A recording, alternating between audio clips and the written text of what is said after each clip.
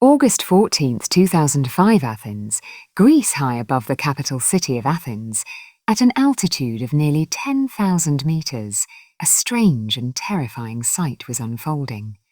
A passenger plane was circling silently, without establishing any contact with anyone. What made the situation even more frightening was that for the past 2 hours, this plane had not responded to any messages from any control tower. Fear spread across the skies of Athens. Was this preparation for a terrorist attack or a hijacking event? Due to this fear, the Greek Air Force immediately dispatched its fighter jets to follow it. When the fighter jets approached the plane, they witnessed a chilling scene inside. The plane's interior was completely silent. No movement, no sign of life. All passengers were sitting lifelessly in their seats, and there was no one in the cockpit either. During this time, the F-16 pilots spotted a man in the cockpit who didn't appear to be a pilot. He was wandering around as if searching for something or trying to figure something out. In the very next moment, the plane suddenly tilted to one side and began descending rapidly toward the ground. Within a few minutes, it crashed into the mountains north of Athens. In this tragic accident, all 121 passengers and crew members perished. But what exactly had happened? Why was there no movement inside the plane?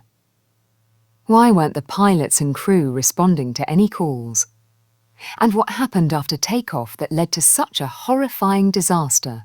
This is the story of Helios Flight 522, also remembered as the ghost plane. Welcome once again to ZMTV Videos. On the morning of August 14th, 2005, at Larnaca Airport in Cyprus, 115 passengers and 6 crew members boarded Helios Flight 522. Their destination was Prague in the Czech Republic, but they had a stopover scheduled in Athens. It was summer, and most people were leaving Cyprus for vacations. Many were to disembark in Athens.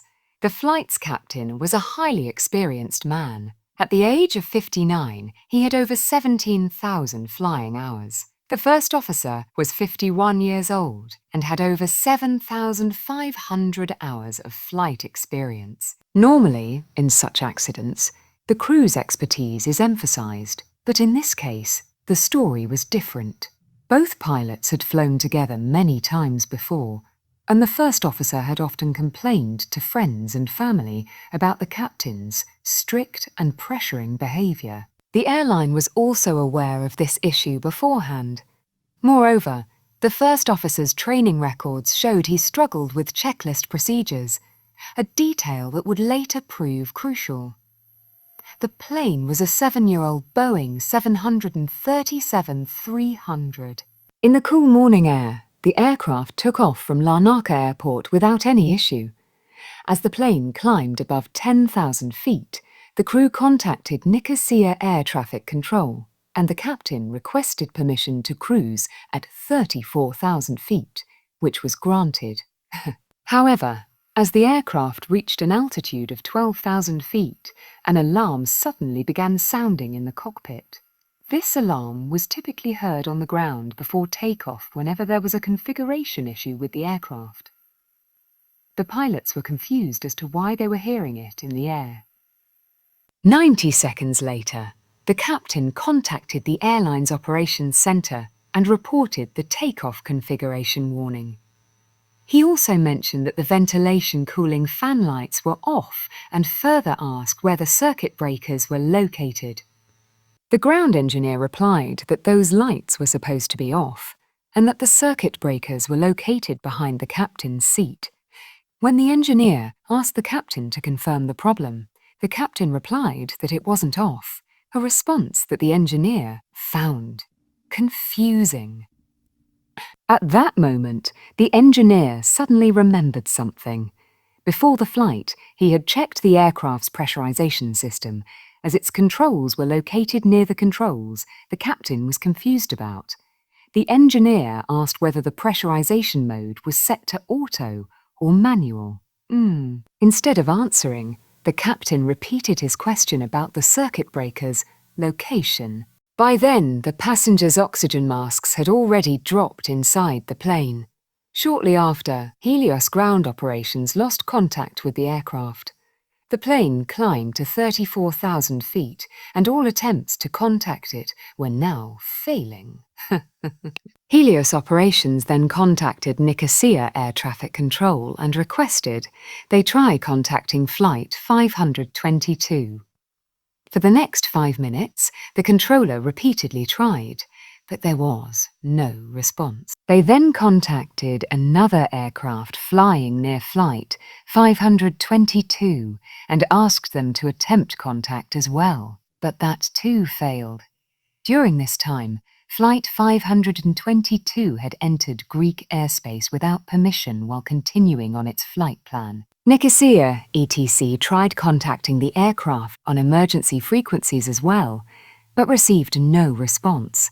They then contacted Athens, ATC, and asked if they had established communication with Flight 522, but unfortunately, they too received no reply.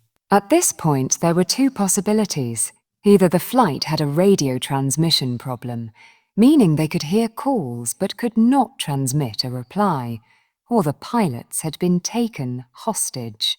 Considering the first possibility, Athens ATC gave the aircraft permission to descend, but there was no indication from Flight 522 that it was descending. After over 20 attempts to contact the flight with no response, Athens ATC had no choice but to contact the Greek Air Force and inform them that Flight 522 had entered their airspace without permission and was not responding.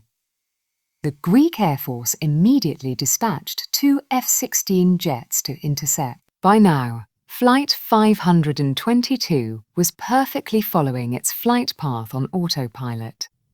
The designated descent point had already been missed twice, yet the aircraft continued cruising at 34,000 feet. At 7:37 a.m., Flight 522 began circling above Athens Airport in a holding pattern, a circular route flown above an airport until permission for landing is granted.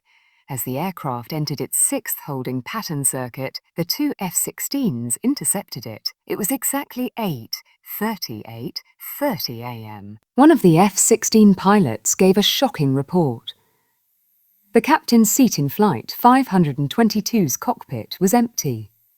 He could also see into the passenger cabin from the other side's windows. The passengers were sitting motionless in their seats, oxygen masks covering their faces. As the plane began its 10th holding circuit, one of the F-16 pilots saw a strange sight. A man wearing a light blue shirt and a black vest entered the cockpit and sat in the captain's seat. He put on the headphones and placed his hands on the panel in front of him. The F-16 pilots signaled to the man in the cockpit and he waved back.